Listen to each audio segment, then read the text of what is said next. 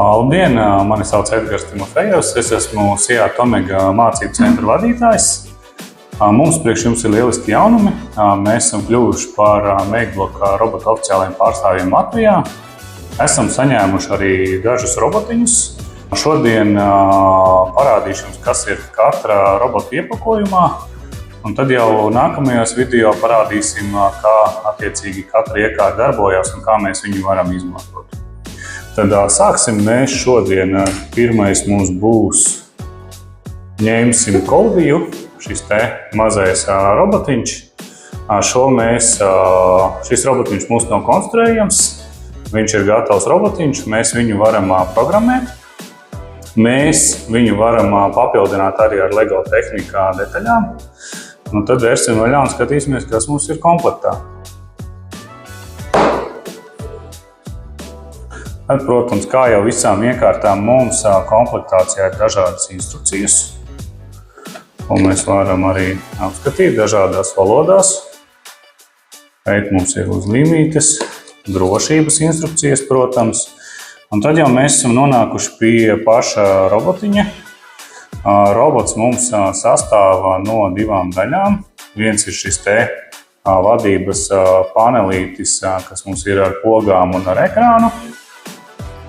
Tad tālāk šeit mums kastītē ir krāsu kartiņas. Attiecīgi, lai mūsu robotiņš var atpazīt krāsas. Tālāk mums iepakojumā ir robotu pārvietošanās bāzīte. Tad attiecīgi šī ir tā daļa, kuru mēs varam papildināt ar LEGO tehniku detaļām. Un šī ir tā lieta, kas mums attiecīgi ļaus šim te robotiņam pārvietoties.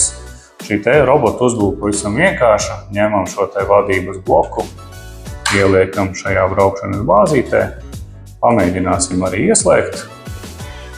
Iespējams, ar mums sasveicināsies. Jā, kā mēs redzam, tad robots mums ir ieslēdzies. Un lielam robots ir gatavs darbam. Tagad tik atliek robotu programmēt, bet par to jau nākamajos video. Tad vēl šeit mums komplektā ir vadiņš priekš uzlādes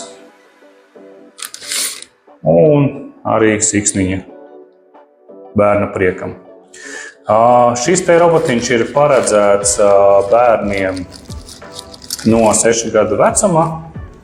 Attiecīgi bērni no 6 gadu vecuma droši ar šo te var darboties, mācīties programmēt, apgūt loģisko domāšanu un likt tā robotiņam veikt kaut kādas darbības.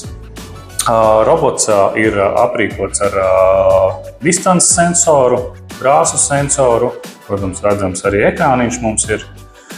Tās ir tās galvenās primārās niansītes, ko šodien vēlamies jums pastāstīt. Tagad noliksim šo malā.